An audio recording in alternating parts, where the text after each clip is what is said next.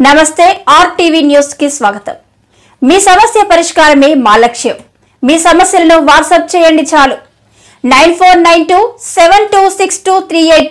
మా వార్తలు మీకు నచ్చినట్లయితే లైక్ చేయండి, షేర్ చేయండి, సబ్స్క్రైబ్ చేయడం మాత్రం మర్చిపోకండి।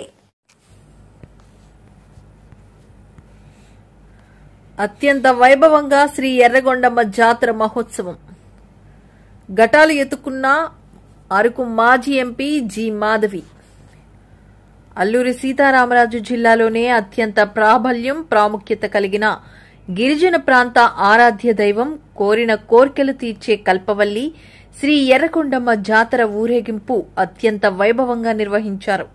మండలంలో సరన్నపాలెం, నడంపాలెం గ్రామాల మధ్య ఉన్న ఎర్రగొండమ్మ జాతర మహోత్సవాలు ప్రతి సంవత్సరం ఇదే మాదిరిగా కన్నుల పండుగగా నిర్వహిస్తూ ఉంటారు।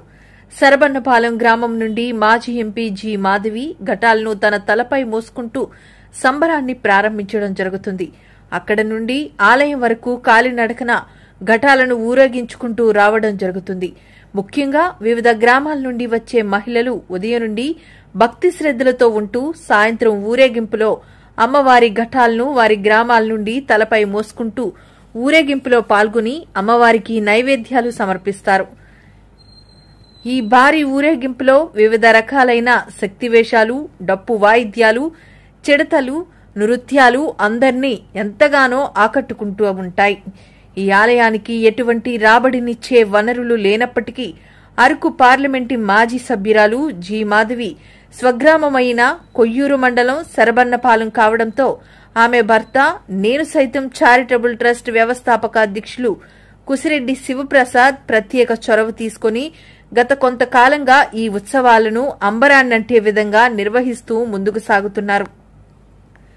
ఆయనకు తోడుగా ఉద్యోగస్తులు, వ్యాపారస్తులు, రాజకీయ నాయకులతో పాటు సరబన్నపాలెం, వెలగలపాలెం, నడింపాలెం, బట్టపనుకుల పంచాయతీలతో పాటు మైదాన ప్రాంతాలైన కృష్ణదేవిపేట, నర్సీపట్నం వంటి గ్రామాల నుండి దాతలు ఇచ్చే ఆర్థిక సహకారంతో ఈ ఉత్సవాలను నిర్వహించడం జరుగుతుందని ఆలయ కమిటీ చైర్మన్ గొడ్డేటి మహేష్ తెలిపారు।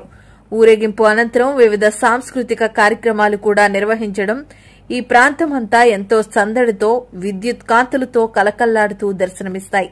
ఈ సాంస్కృతిక కార్యక్రమాల్లోనూ ఊరేగింపులోనూ ఎటువంటి సంఘటనలు చోటు చేసుకోకుండా కొయ్యూరు పోలీసులు గట్టి బందోబస్తు ఏర్పాటు చేశారు।